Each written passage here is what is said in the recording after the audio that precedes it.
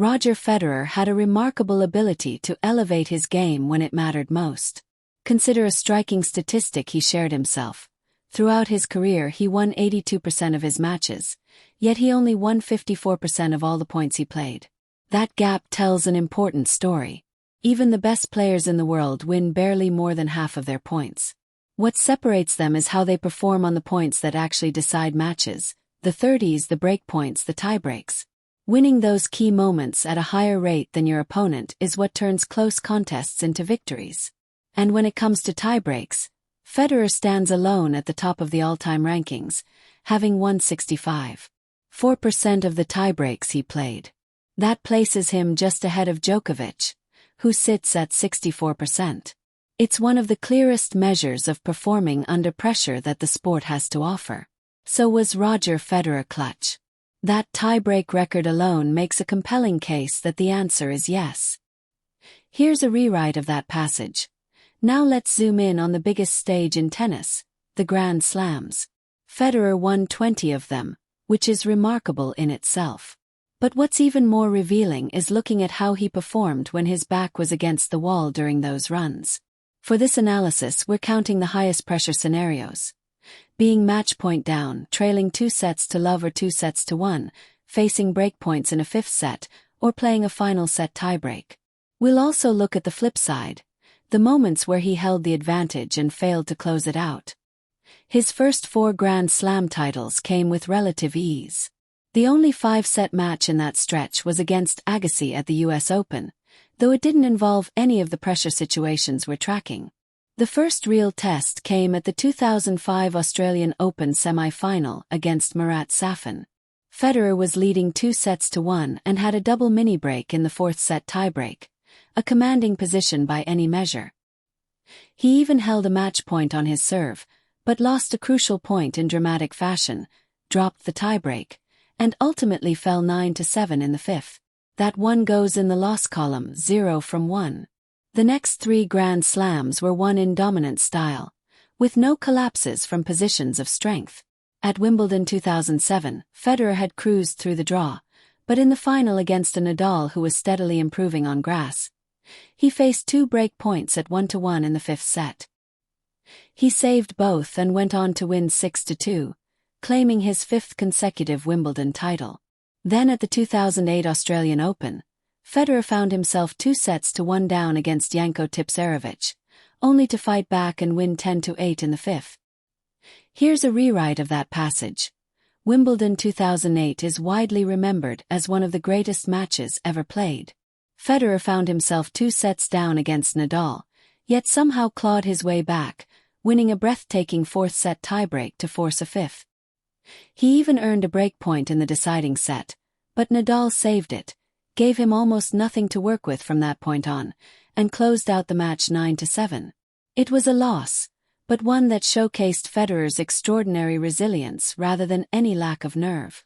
At the 2009 Australian Open, he again fell 2-0 against Tommy Haas, only to dig deep and battle back to win in 5. Then at the 2009 French Open, with the added weight of Nadal's shock early exit raising expectations, Federer again went 2-0 down against Tommy Haas, and faced a breakpoint that could have effectively ended his tournament. He saved it, the momentum swung decisively in his favor, and he took control of the match from there. In the semi-finals, he found himself 2-1 down against Juan Martín del Potro. Again he dug in and prevailed in 5 sets. 2 enormous comebacks that paved the way for his one and only Roland Garros title. The Wimbledon 2009 final brought yet another pressure test. At 8-all in the 5th set, Federer faced 2 break points. He saved both and went on to win the set 16-14 in a historic conclusion, claiming his 15th Grand Slam title and breaking the all-time record in the most dramatic fashion possible. Here's a rewrite of that passage. The 2009 US Open final flipped the script. This time Federer held the advantage, leading 2-1 against Juan Martín del Potro, but couldn't close it out and fell in 5. Painful reversal. At the first round of Wimbledon 2010, Federer faced what could have been one of the most embarrassing upsets in tennis history. Down 2-0 against Alejandro Falla, The unknown Frenchman actually served for the match in the fourth set. Federer somehow escaped, regrouped, and won in 5. A remarkable escape from the jaws of elimination. Then came one of the most gut-wrenching moments of his career at the 2010 US Open semi-final. With 2 match points on return against Djokovic in the 5th set, Federer was moments away from victory. Djokovic saved both with extraordinary courage and went on to win the match, a result that would have a lasting impact on their rivalry and on Djokovic's own belief in himself. The following year brought more heartbreak. At Wimbledon 2011, Federer led 2-0 against Jo-Wilfried Tsonga, only for the Frenchman to produce a stunning comeback, Federer's first ever Grand Slam loss from 2-up. Just 2 months later at the US Open semi-final, history repeated itself in even more agonizing fashion. Again 2-0 up, again holding 2 match points on his serve in the 5th set against Djokovic, and again he couldn't convert. But Federer showed his resilience in 2012. At the French Open, he came back from 2-0 down against a physically struggling Del Potro to advance. Then a month later at Wimbledon, he overcame another 2-set deficit against Julian Benneteau before going on to win the entire tournament. Here's a rewrite of that passage. At the 2013 French Open, Federer found himself 2-1 down against Gilles Simon in the 4th round, but battled back to win in 5. Another testament to his staying power in the deep end of a slam. The 2014 Wimbledon final was another classic that slipped away. Federer had a breakpoint in the 5th set that could have changed everything, but Djokovic saved it and went on to win in what many considered one of the greatest finals the tournament had ever seen. Later that year at the US Open quarterfinals, Federer was 2-0 down against Gael Monfils, who even held 2 match points in the 4th set. Federer saved them both, turned the match around completely, and won in 5. At Wimbledon 2016, he produced arguably one of his greatest ever comebacks against Marin Cilic, clawing back from 2-0 down and saving multiple match points in the 4th set. But the very next match against Milos Raonic, leading 2-1, he fell in 5 after picking up an injury, a cruel end to what had been a remarkable run. Then came the 2017 Australian Open, 6 months after his last competitive match. In the semi-finals against Stan Wawrinka, Federer faced a break point in the 5th set. He saved it, broke Wawrinka in the very next game, and closed out the set 6-3. Ice cold when it mattered most. The final against Nadal was something else entirely. A breakdown in the 5th set, with all the weight of their history and his heartbreaks pressing down on him, Federer made a decision. He would go all in on attacking tennis, hold nothing back, and trust his instincts completely. He turned the set around and won it 6-3. Given everything that led to that moment, it stands as the most clutch tennis of his career. The next year, again in the final, here's a rewrite of that passage. The 2018 Australian Open final brought yet another high-pressure opening. Against Cilic in the 5th set, Federer faced 2 break points in the very first game. He saved them both, then went on to dominate the decider entirely. His 20th Grand Slam title, claimed with characteristic composure when it mattered most. Wimbledon 2018, however, told a different story. Leading 2-0 against Kevin Anderson, Federer looked in complete control, but the towering South African saved a match point in the 3rd set and gradually turned the tide, eventually winning an extraordinary 13-11 in the 5th. Another match that slipped through his fingers from a winning position. The 2019 Wimbledon final will live long in the memory for all the wrong reasons. Federer broke Djokovic at 7-all in the 5th set, served for the championship, went up 40-15 2 match points. The first went begging on a tense miss. Djokovic passed him on the second.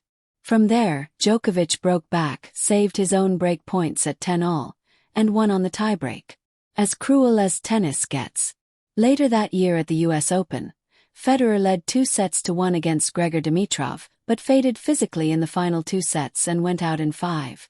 The 2020 Australian Open produced 2 of the most astonishing escapes of his entire career. First, against John Millman, the match reached a 5th set tiebreak with Federer staring down an 8-4 deficit. He won 6 consecutive points to take it. Miraculous. Then in the quarterfinals against Tennis Sandgren, the American accumulated 7 match points in the fourth set. 7. And Federer survived every single one. With the momentum completely reversed. He dominated the fifth set. 2 escapes of almost impossible proportions in the same tournament.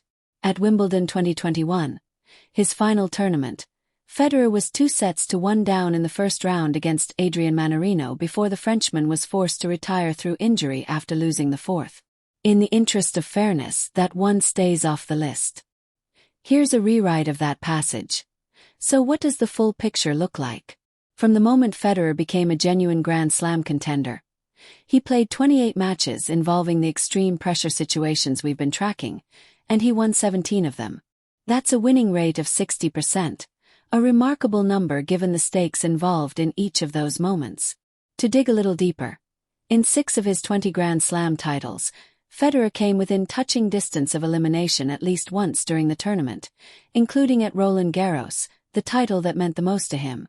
But in 8 occasions, he held a winning position in a semi-final or final and couldn't convert it into the title. And narrowing it down to finals specifically, he won 3 matches where he was close to defeat, while losing 4 where he was close to victory. So is Roger Federer clutch?